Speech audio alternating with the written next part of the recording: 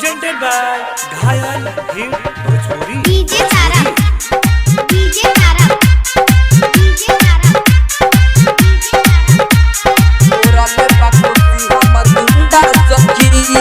माधोपुर। गइल रही हम बाजारे छठी पूजा घरे हो खतारे छठी पूजा घरे हो खतारे इने गइल रही हम बाजारे छठी पूजा घरे हो खतारे सारा कोसी के सामान साथे दियरिया पान सारा कोसी के सामान साथे दियरिया पान रहे नारियल की जोड़ा सखी लेके आइल रहे गाड़ी हुंडा सखी फोरल बाकोसी हमर झुंडा सखी लेके आइल रहे गाड़ी हुंडा सखी फोरल बाकोसी हमर झुंडा सखी DJ Tara, DJ Tara, DJ Tara, बाकोसी हमर झुंडा सखी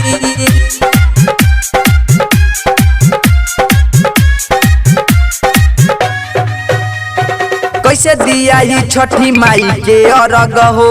किनले नहीं कपड़ा लाल रंग चटक हो एको ना रुपया बचल ये सखी जीते जी जिंदगी भइल नरक हो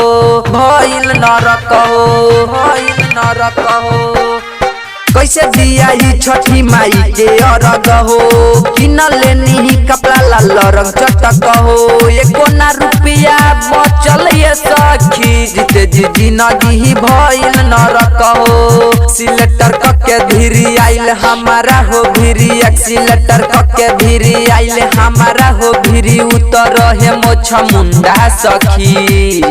लेके आइल रहे गाड़ी हुंडा सखी फोरल बाकोसी हमर झुंडा सखी लेके आइल रहे गाड़ी हुंडा सखी फोरल बाकोसी हमर झुंडा सखी DJ Tara, DJ Tara, DJ Tara,